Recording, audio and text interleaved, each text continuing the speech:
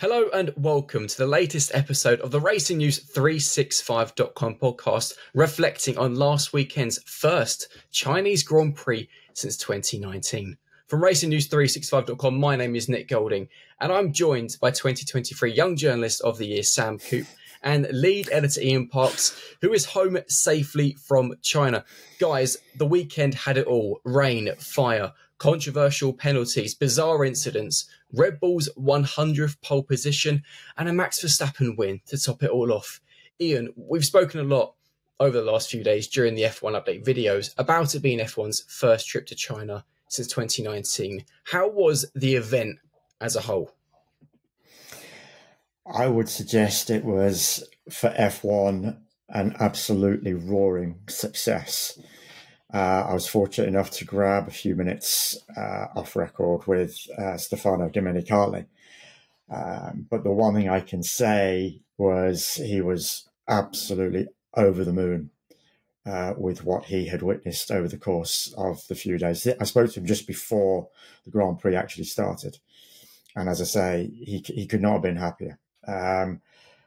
If you recall, certain Chinese Grand Prix going back into the last decade, how often were we staring at our TV screens, or if you were there in person, at empty grandstands? It just looked awful. And you wondered at that particular stage, how much of a future did China have in Formula One? Which was a strange thing to consider when it has a population of 1.5 billion people. It has an enormous car manufacturing market. And here were some of the biggest names in car manufacturing competing in the biggest motorsports series going right in front of their eyes, yet the fans weren't turning up. They had to give away tickets. They ferried in busloads of school children just to try and fill the grandstands. And yet here we are now, out of that era, after this 5-year absence, as you've mentioned, with just packed grandstands, singing, chanting, cheering, groaning, because they've got these huge jumbotron screens in front of every grandstand going, and you could hear the groans or cheers, obviously particularly for their hero Zhou Guanyu, at every opportunity. It was fantastic. It really was a credit to China in all essence. I don't know how it came across to you guys sitting at home watching on your TV screens, but for me being there, it definitely was a very successful event. Well, for those watching on YouTube, let us know in the comment section what you thought of the first race in China since 2019. Sam, for you, it was your first Grand Prix with the team at Racing News 365, and you had the new sprint format to enjoy. Do you think that was a success for F1? I do. I think as much as it can be, I think it's always you need to qualify it a little bit, because the drivers over the weekend, when they were asked about it, they would kind of say, "Look, it's not really for us. Like, we don't mind the new format in terms of, getting everything to do with the sprint out of the way and then going from the sprint race to Grand Prix qualifying." They were like, "Doesn't really bother us. It's more for the fans." But I would still prefer a normal weekend, was the kind of take home there. I think the biggest success from the driver's perspective was the 2-part Ferme periods. They seem to really like that because it allowed them to correct any mistakes. But in terms of the actual show, from a fan perspective, to go back to the original question, I did think it worked. I think there was some kind of luck in the variable weather on Friday evening, which then kind of made the sprint a little bit spicier. Therefore, but it gave something quite different to the race. So yeah, I think the Grand Prix, that is. So yeah, I think it did work on this occasion. Should we get into our first? Oh, go on, Ian. I'm just going to say I'm getting bored of the sprint debate now. It's here to stay. Get used to it, guys. Well, that's the thing. The drivers don't like it. Max Verstappen, as we know, in particular, well, some of the drivers don't like it. Max Verstappen, in particular, as we know, absolutely hates it. Is a purist, wants just a pure, straightforward practice on Friday, qualifying on Saturday, Grand Prix on Sunday weekend. Sorry, Max. it's here to stay, mate. You know, this is what F1 has decided. Will they increase it to any more Grand Prix? That's going to be the bigger question, not a case of are they going to axe it anytime in the near future. That's not going to happen. You know, it brings in the fans. Miami's got the next one coming up. You can only imagine there's going to be great crowds for that over the next coming weekend. So get over yourselves, get on with it. It's another, 1/3 distance race. You paid shed loads of money, guys. Just drive the car. Ian Parks, everybody. Yeah.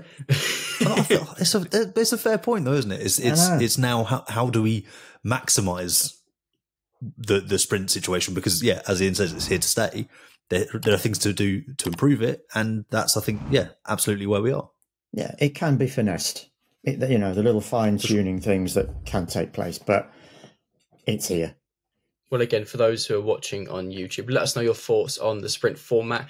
And if there's any ways you think it can be changed, it would be awesome, as always, to get your feedback. And actually, from myself and Ian, it's amazing to see so many comments under Sunday's F1 update video. So thank you for that. Please keep the comments going. Now, shall we get on to probably the most discussed topic from said comments, and that regards the incident between Daniel Ricciardo and Lance Stroll.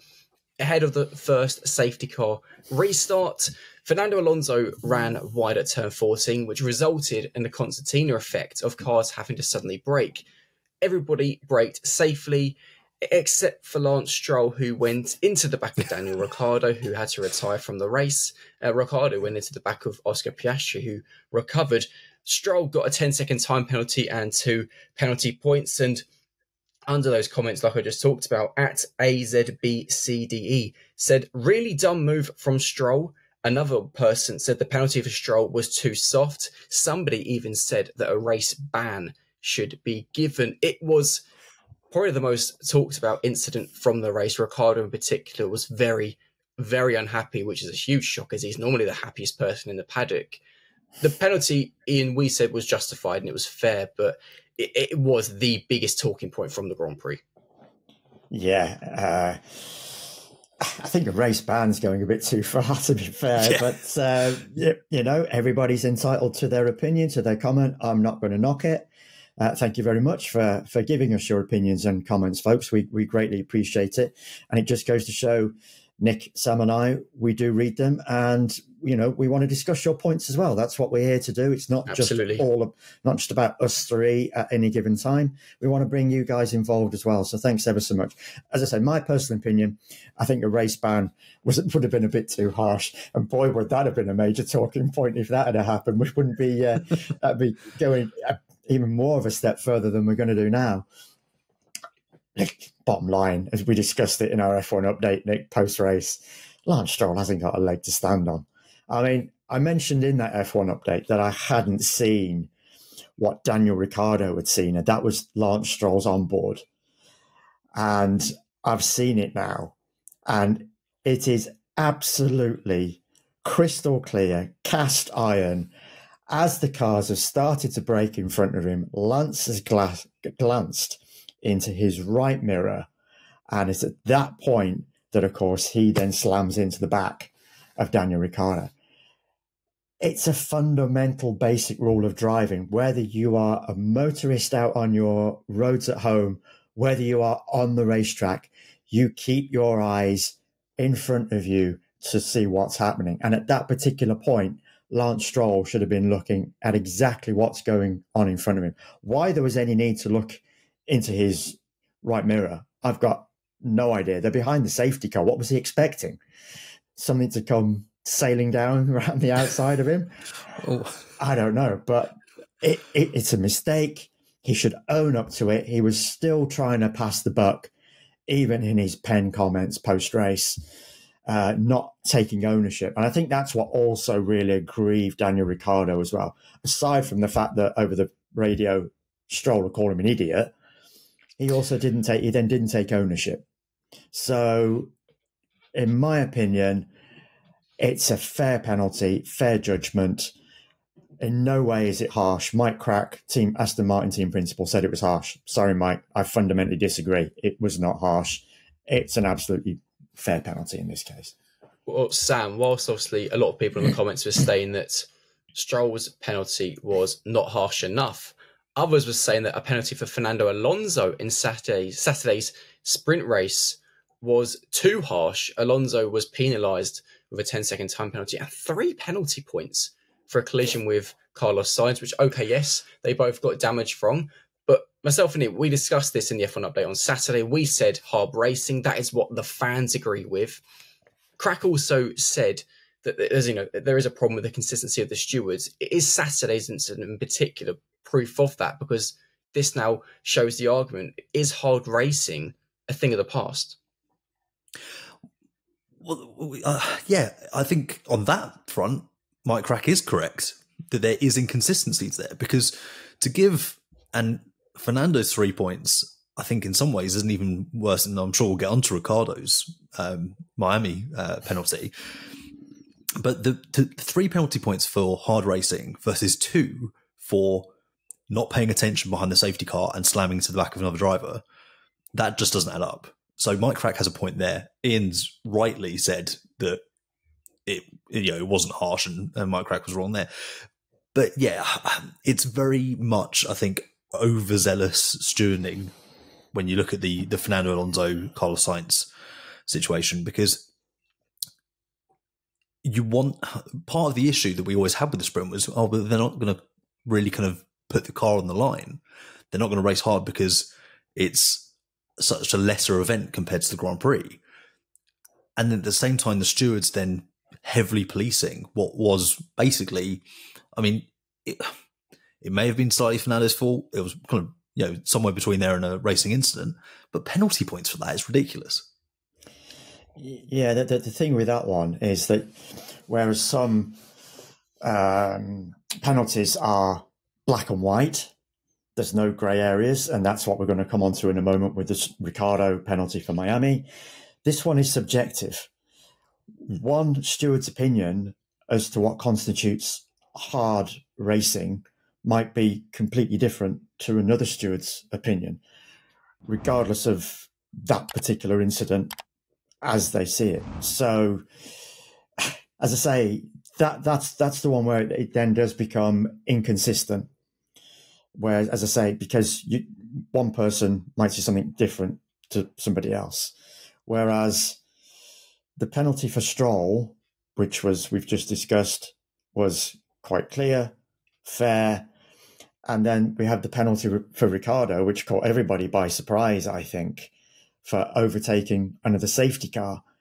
As harsh as it may seem on Daniel, bearing in mind he got punted out of the race, to then take a 3-place penalty on top of that for the next race in Miami is just, for him, it must feel like rubbing salt into gaping wounds. And boy, is it going to sting, because the incident he was involved in with Stroll was absolutely of no fault of his own. He could do nothing about it. And now he's going to be punted back on the grid 3 places. Unfortunately for him, he did overtake Nico Hülkenberg under the safety car. As I say, this is one of those where just unfortunately it is black and white. And when a black and white regulation is in front of the stewards, they have to apply the letter of the regulation and then dish out the appropriate penalty for it. That's so harsh, it seems, from everybody's perspective. I feel for the guy. I'm sure many fans feel for him as well. But this is just one of those instances where it's black and white. Whereas, as we just discussed, the Sainz Alonso one, that's a little bit of where the inconsistency comes in, because it can be subjective at times. We will just. Am I right in thinking that? Sam, sorry. Am I right in thinking that Daniel Ricciardo got, was it 2 or 3? Did he get penalty points for He also got penalty points. Just two penalty points, I believe. Was it 2? Okay, because I was thinking it was 3, which was what I was thinking was then obviously the 3 penalty points as opposed to Lance's 2 is what I felt was the really harsh bit. Because again, you are right that it's a slam dunk, isn't it? It's black and white. It's one of those things. But it was the penalty points that I was like, that's, but. Well, whilst Ian is obviously looking at the penalty points, in terms of the penalty points World Championship, because it's taken a bit of a twist. Well, we've got to call it something. For those who are unaware, Sergeant, something you might lead the way in. For those who are unaware, a driver has to receive 12 penalty points within 12 months to receive a race ban. Currently, Sergio Perez and Logan Sargent are leading the penalty points championship on 8 points. Perez won't lose a point until September the 17th. Sargent doesn't lose one until September the 3rd. Lance Stroll has 7 points. He will lose a point on July the 9th. And then Fernando Alonso has 6 penalty points. But the interesting thing is, he's received all 6 within the space of a month. He won't lose a point until March 24th next year. And this leads me on to a question for you guys and for the fans. Got to pretty much go through 24 Grand Prix. And this is the thing. Are we going to have, potentially one of those names, but do you think we're close to seeing potentially the first driver be banned from a race for amassing 12 penalty points? Big question. That's a difficult one because yes, it's a short answer. Yeah. I was trying to work out who I thought it would be, but yeah, I mean, I think Sergio is in a better position in the sense that he can kind of keep his powder dry with, being in the Red Bull, whereas some of the guys that probably need to get their, elbows out a little bit more are probably at more risk. So maybe a Logan Sargent is, looking pretty dangerous right now for getting that race ban. It's when funny did you say Checo's run out, Nick? Sorry, Nick, when did you say Checo's run out? Will lose a point September the 17th. So he's got to get through 1, 3, 4, 7, 9. By my reckoning, 11 Grand Prix. That's a lot. That's a good chunk. But you got to think that arguably Fernando is in even more danger than he is Checo, definitely. Because pretty much he's got to get through an entire calendar year. That's, as I say, that's 23, 24 races to get through. Something to be keeping an eye on. Well, yeah, I mean, Pierre Gasly got very close a couple of years back, didn't he? Very close. He did. Got to 10 or 11, I think. Yeah, he was right on the cusp. And I think he had, if I remember rightly, he had about 4 or 5 Grand Prix to navigate. And a few of those were at the start of when he joined last year. Alpine. Yeah. So yeah, he was right on the cusp, and he was a knife's edge for him for a few of those races. So it's going to be the same for Checo, Logan, and especially Fernando. That's not going to be easy. Well, it just goes to show if the stewards can issue 6 penalty points to Fernando within such a short period of time, one of which we all quite clearly don't agree with, and many fans don't agree with as well, then who are we to call what could happen over the next 23, 24 races for Fernando? To be fair, I guess what will be maybe of some kind of saving grace for Fernando is that that if anyone's going to protest that, if it comes to it, it will be Aston Martin, who've proven very effective in doing so in the last year and a half. Yeah, exactly. So you can almost bet that this China one will be revisited if it comes to it. Oh, yes. Well, the stewards were certainly feisty. They served out 11 penalty points in China. And I'm sure penalty points is a topic we will come back to. But let's move on to Max Verstappen. He secured his 58th career victory with ease. We speak a lot about Verstappen and how dominant he is, and perhaps sometimes fans believe it's coming across that we don't like that. It's the complete opposite. We think what he's doing is incredible. And a fan actually in the comments under the F1 update on Sunday summed it up perfectly at F Kieran Finney 457. I think people are missing the beauty in the perfection that we're witnessing. That actually sums up Verstappen perfectly at the moment, wouldn't you say? That's a really nice comment and fair play. It's one of those eras that you get in any sport. You think of the New England Patriots dominating American football. You think of the Chicago Bulls dominating NBA basketball in America. You think of just various other legends of their sports dominating, and you have to give credit where it is due. And we have done that on this podcast, on our F1 updates in the past. And this is another of those occasions. We had a glimpse as to just what Max and that RB20 are capable of when we saw how much of a gap he pulled out on Lewis Hamilton in the sprint. And we talked about that over the weekend, Nick. That was eye-watering, which gives you some idea as to then the management that goes on with Max during the Grand Prix. Because if it was pedal to the floor for an entire Grand Prix, if they're allowed to do that, which we know they can't, there's got to be time management, fuel saving a degree as well, etc. My word, how far would he be ahead of everybody else behind him?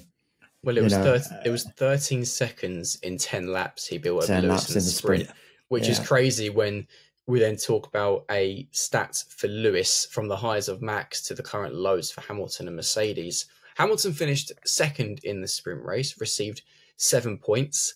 His result in the sprint race is more points than he has claimed across all the races this season. It's unheard of for Lewis and Mercedes to start a season this badly, but to have scored more points in the sprint race than any other race, all the races this season combined, just illustrates their current issues, Sam.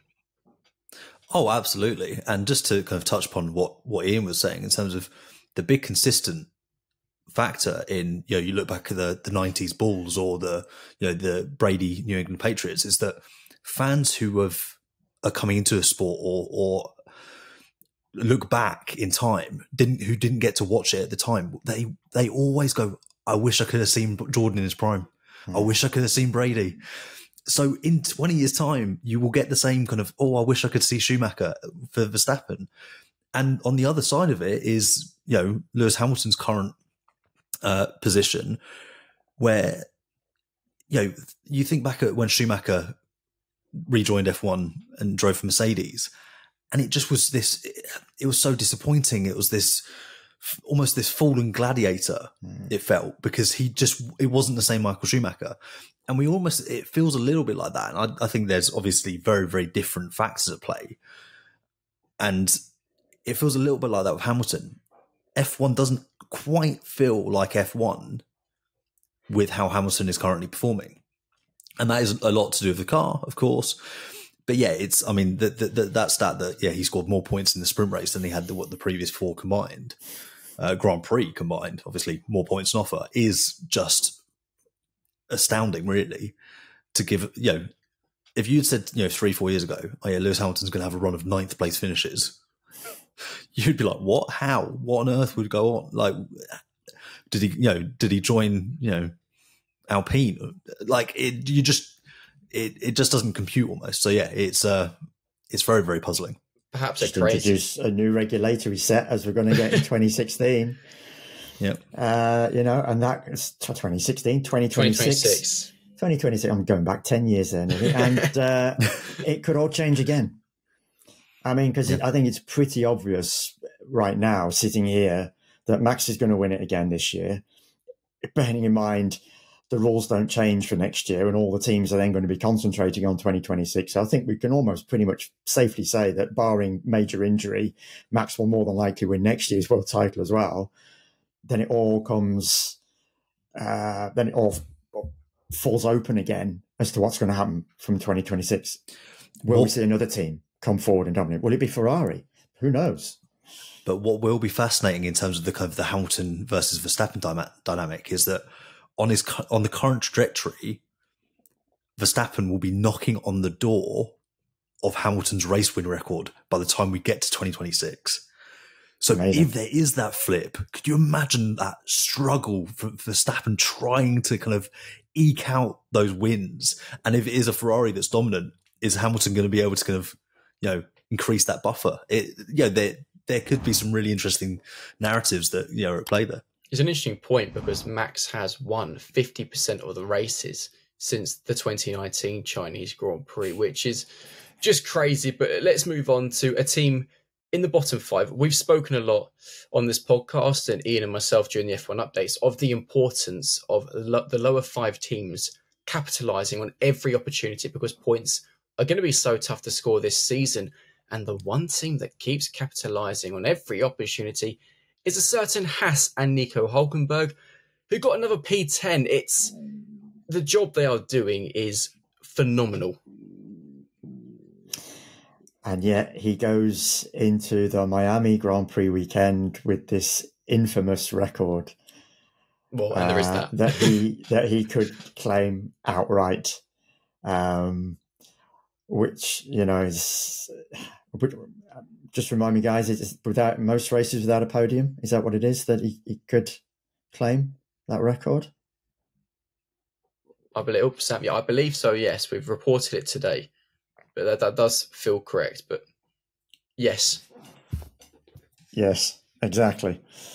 But he's, in fairness to what he's done this season and what Haas has done, we have to, again, give enormous credit, because they were rock bottom last year. They were racing almost without a clue. They didn't know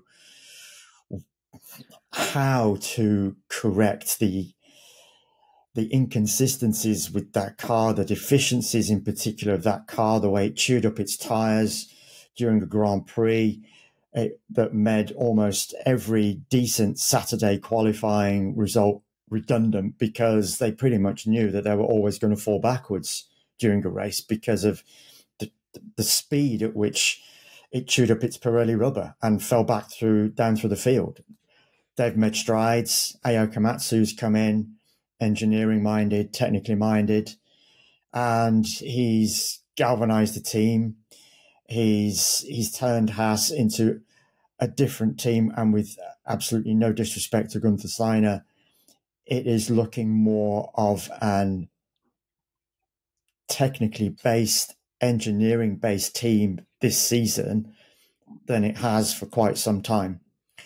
And on that basis, they are doing a really decent job, and Nico's doing a decent job. I don't think Kevin's too far behind. He just needs a little bit of luck to fall his way, and I think he'll be there with Nico. But again, as we've given Max credit and Red Bull credit for what they're doing, when every single point counts for those 5 teams that are struggling in the constructors right now, Haas is doing a really credible job. And also, I think in terms of Kevin Magnussen's future, how well Nico Hulkenberg is doing, and potentially kind of, could be snapped up by, say, an Audi project, that could actually end up benefiting Kevin Magnussen if, rumours about Ollie Behrman to be believed. But, I just wanted to kind of follow up on what you were saying and ask, do you think that by the end of his tenure, Steiner's fame was starting to become a problem or get in the way of functional operation at Haas? Before I answer that question, I just want to clarify, because we're going to have lots of people correcting us, and it is actually the fact that Nico has matched the record of Andrea De Cesaris for most Grand Prix starts without taking a race victory, which at the moment stands at 208. So Miami will be the 209th and set a new record outright for a driver. Unless he wins. If he wins, now wouldn't that be a story? That would give us one of the biggest stories. A bit like almost Coventry City beating Manchester United in the FA Cup semi-final at the weekend. That was almost one of the best football stories ever going. But I digress. To answer your question, had he become almost too big of a figure for the team? I think to a certain degree, but only because the team was in the doldrums. And I think if the team had been performing well, had been scoring points, even to a certain extent, was pushing the top 5 on a regular basis, then I think that would have detracted from Gunther Steiner, the show. And unfortunately for Haas, unfortunately for Gunther, because the team was so bad on a couple of seasons, last season being one of them, of course, then of course a lot of it did become about Gunther, because he'd become such a popular figure through Netflix, such an icon. a no holds barred with his comments kind of guy, F-bomb here, F-bomb there. The fans loved it. He became a hero. He didn't want it. He said that many a time. He didn't want that kind of almost infamy to a certain degree. He wanted the team to be front and center, but unfortunately the team couldn't be front and center because it performed so badly on so many occasions. And so therefore, as soon as the next Netflix series rolled around, everybody wanted to tune into Gunther to hear what he'd got to say. And of course, he became this cult figure. So yes, in some respects, Sam, he did overshadow the team. You mentioned there the word hero, and I think the biggest hero of last weekend was the homeboy, Zhou Guanyu, who quite literally broke down in tears afterwards. Is that the most pressure a driver has ever been under for a Grand Prix? I wouldn't say ever for a Grand Prix. You know, you think of these titanic championship battles that go down to the wire. 2021. You know, I just every now and again you kind of think, imagine the pressure that Lewis Hamilton and Max Verstappen felt. Yeah, in Abu Dhabi, it must have been insane. So, from that perspective, no. But from the perspective of if it's the most pressure someone's felt for their home race or their first home race, I think that is a much more plausible sentiment, and one that I would agree with. Yeah, absolutely. He is carrying the weight of a nation and the expectations of a nation, and as Ian, kind of pointed out earlier, it's a big nation. It's very populous. Yeah, so it's and I think for him as the first Chinese racing driver as well, it's that watershed moment. It's that, is he going to lead the next generation of Chinese racing drivers? So there's almost that, I need to be successful to lead that, kind of fertilize that path almost. And yeah, so from that perspective, absolutely. And he spoke very eloquently actually about how it's been a 20-year journey to get to this point. And, he spoke about how he used to be in the grandstand, and there's some wonderful photos of him when he was a child, and then juxtaposed with his emotion after the race when he was standing on the main straight. And it's really, really beautiful. And yeah, I think it says a lot. Interesting as well, I think, and I should probably open this up as well to you guys, but a lot of the comments over the weekend were, F1 should sign him up. He needs a contract extension because of the commercial possibilities that he unlocks in China, which is an interesting sentiment for pundits to be making on television. But yeah, it clearly was huge, and I think it was a lot of relief you could hear from him when he was speaking to media over the weekend. Yeah, Nick and I mentioned that yesterday. We discussed that, and I said to Nick that I've got absolutely no doubt he will be at stake next season. The bigger picture is, will he be at Audi in 2026? As you've mentioned, the commercial possibilities behind a driver like him are enormous, and we've seen that over the weekend. His face was everywhere, billboards, adverts, you name it. Yeah. So yes, there was a degree of pressure on him, of course, but just to get back to what I was about to talk about, will he be at Audi in 2026? Is he a big enough name for Audi?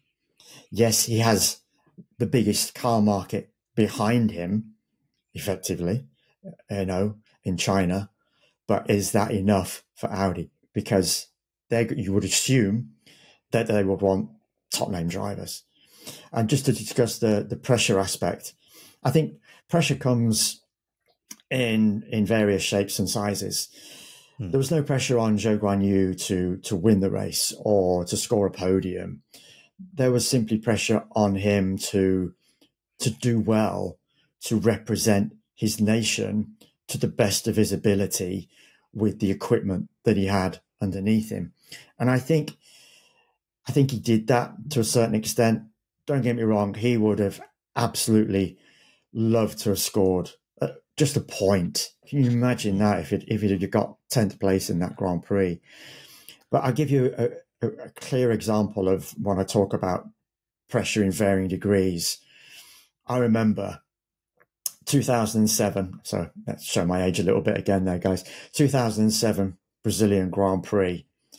Lewis Hamilton, who, as we well know, had the opportunity to win that title that year in China, made a mistake. Yep. That mistake going into the pit entry, down the pit lane. And then 2007 Brazilian Grand Prix, second opportunity to win it again. And I was on the grid, and Lewis was sat down against a wall, an umbrella over him to shield him from pretty hot sunshine that day, I got to admit. And I remember just seeing the look on his face. And I'm not going to say petrified or nervous or anything like that. And I'm sure if Lewis ever hears this and he sits down to discuss it with me one day, he'd probably disagree. But I just felt, remember, this was his rookie season. So he was still young. And I just felt that he looked like a guy with the weight of weight of the world on his shoulders going into that Grand Prix. And of course, as we all know, it didn't happen for him. Did the following year, came good the following year. But as I say, just trying to highlight the different aspects of pressure for these guys. So I hope that gives a really good kind of insight for anybody listening. It's an interesting point to make, though, about different types of pressure. Moving on to a new part of the Racing News 365.com podcast, fan questions. Some fans have asked us some questions following the Grand Prix on Instagram. So if you want your questions to be answered by Ian, Sam, or myself, then make sure you're checking the Instagram page after the races. First question, and apologies if I pronounce any names wrong, is from Noral Farden. Would Ricciardo have been top 7 if it wasn't for the incident with Lance Stroll? Sam, you can take that one first. It's very difficult to answer a hypothetical because the fact that that incident happened therefore changed the entire events that followed it in the race. So you can never really kind of run it back, and the variables are different. But my instinct says no. I think given the strength and the pace of the leading teams this year, that would have been a big ask for him. Even if some guys did play around with strategy. Fernando Alonso's soft compound strategy was an interesting one. But no, I think he would have been in contention for points.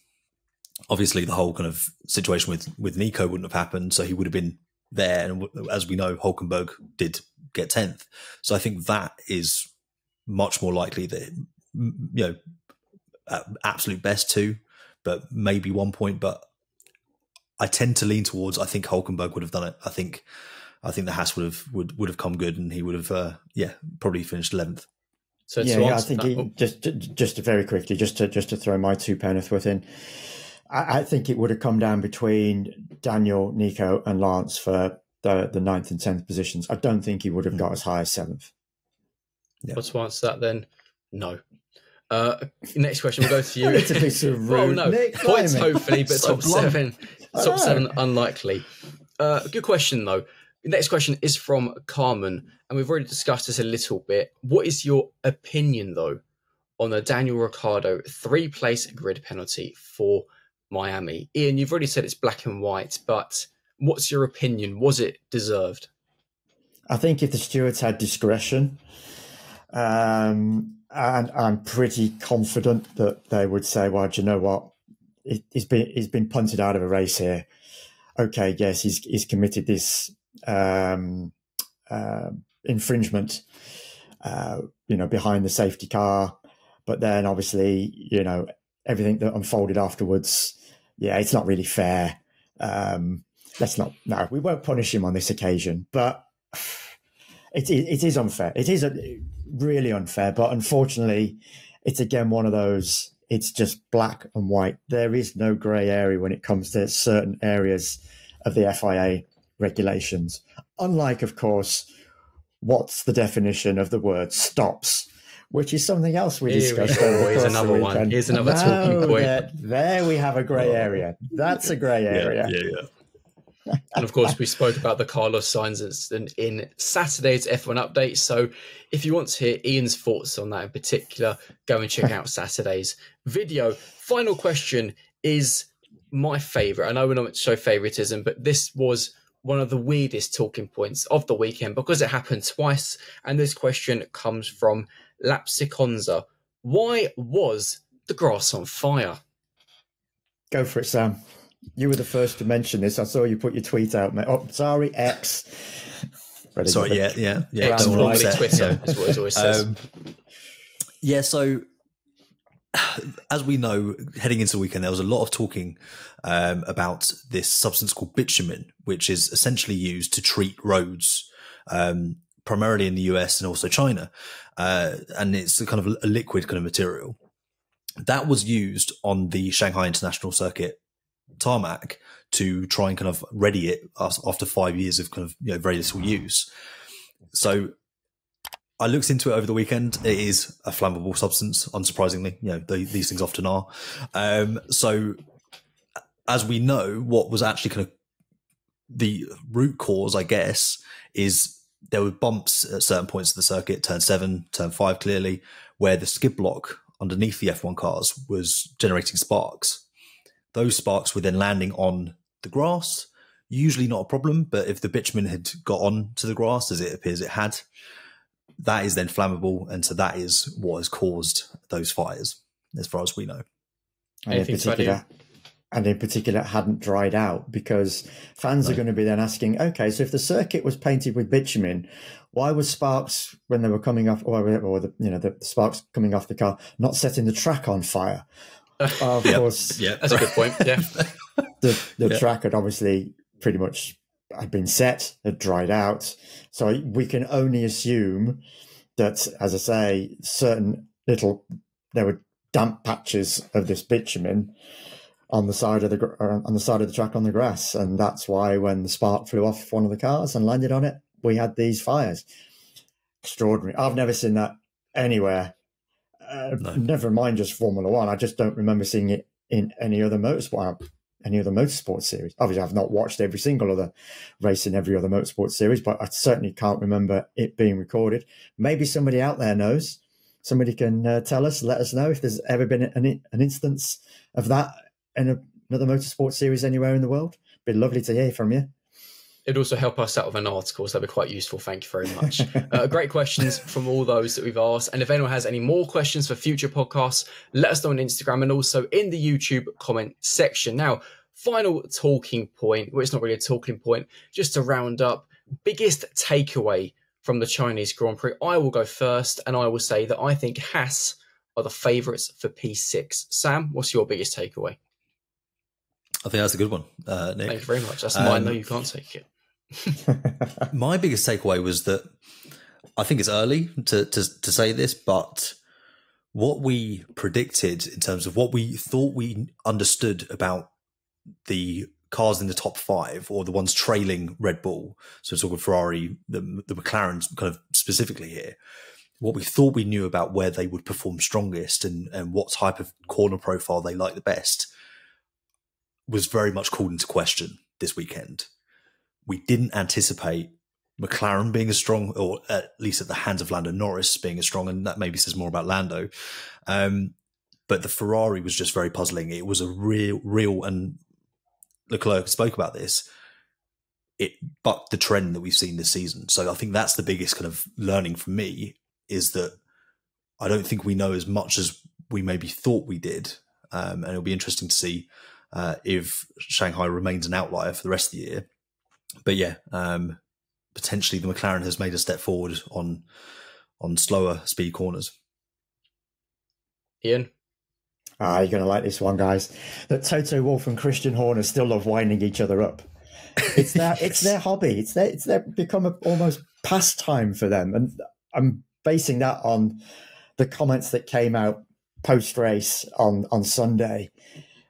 Toto was asked in his press conference about signing Max for 25 or 26, and he is refusing to shut it down. He's quite open about the possibility that there might be to sign Max. And so then pretty much we go out of that press conference straight into Christian Horner's press conference, and quite naturally we then as Christian, Toto's just said this, Christian starts to get a bit frustrated because he's absolutely adamant that Max has said so far at any given point this season that he is staying with Red Bull. Not quite, Christian. He hasn't quite 100% nailed his colours to the mast for 2025. I've never heard him say that unequivocally. Even a Dutch journalist backed me up on that as well. So there we go. But Christian is adamant that Max is staying. And then, just to throw it back at Toto, he then turned around and said, and don't forget George Russell is out of contract at the end of 2025. Those two guys just love baiting each other. So that's why that's my biggest takeaway. He actually paused a question about something else to go back to that, to make that point about George. He was that kind of riled, I think was the really telling thing. Yeah. Well, there'll be more on Silly Season, I imagine, in the coming podcast episodes. Whether you are listening or watching, this has been the latest episode of the Racing News 365.com podcast from myself, Sam, and Ian. We'll see you in the next episode next Monday. Catch you later. Take care, folks.